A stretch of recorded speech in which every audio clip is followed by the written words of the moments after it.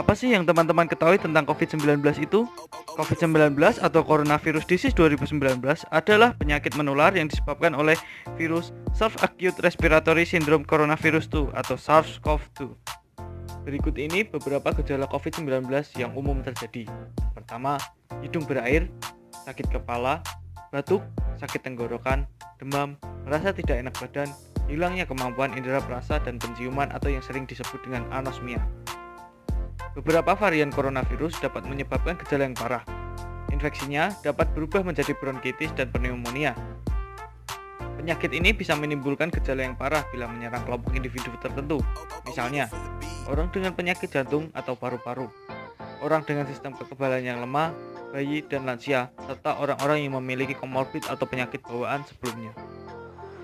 Penyakit ini menjadi sorotan karena kemunculannya di akhir tahun 2019 pertama kali di Wuhan, Cina. Tepatnya pada tanggal 31 Desember 2019. Virus ini diketahui pertama kali muncul di pasar hewan dan makanan laut di kota Wuhan. Pasar tersebut menjual hewan dan makanan laut serta hewan liar seperti ular dan kelelawar. Mereka menduga virus corona ini hampir dapat dipastikan berasal dari ular dan kelelawar. Diduga pula virus ini menyebar dari hewan ke manusia dan kemudian dari manusia ke manusia.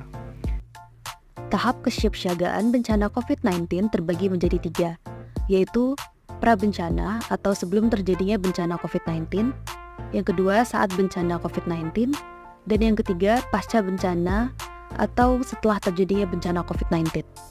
Sebelum pandemi COVID-19 terjadi, hal yang bisa dilakukan adalah dengan menjaga daya tahan tubuh dengan cara melakukan aktivitas fisik setiap hari, setidaknya 30 menit sehari.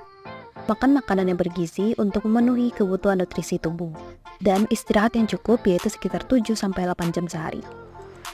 Apa yang harus kita lakukan saat pandemi COVID-19? Jika belum terinfeksi, hal yang harus dilakukan adalah mengikuti kebijakan pemerintah dengan menerapkan protokol kesehatan seperti tetap berada di rumah dan mengurangi mobilisasi. Menggunakan alat pelindung diri seperti masker medis, melakukan vaksinasi COVID-19 secara bertahap, dan melakukan pekerjaan secara daring.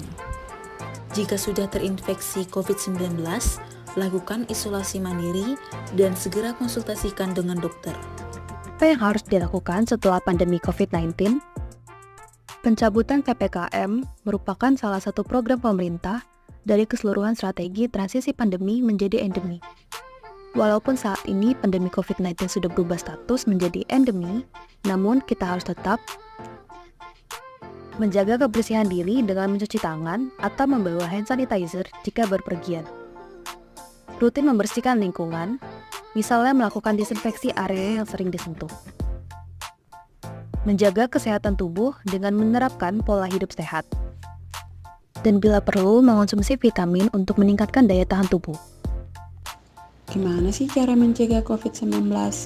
Hal yang pertama yang harus dilakukan yaitu sering mencuci tangan menggunakan sabun dan air mengalir atau antiseptik. Yang kedua, jaga jarak dengan orang lain minimal 1 meter. Hal ini untuk mencegah tertular virus penyebab COVID-19 dari percikan bersin atau batuk. Yang ketiga, hindari menyentuh mata, hidung, dan mulut sebelum Anda memastikan tangan Anda bersih dengan mencuci tangan menggunakan sabun dan air mengalir atau antiseptik.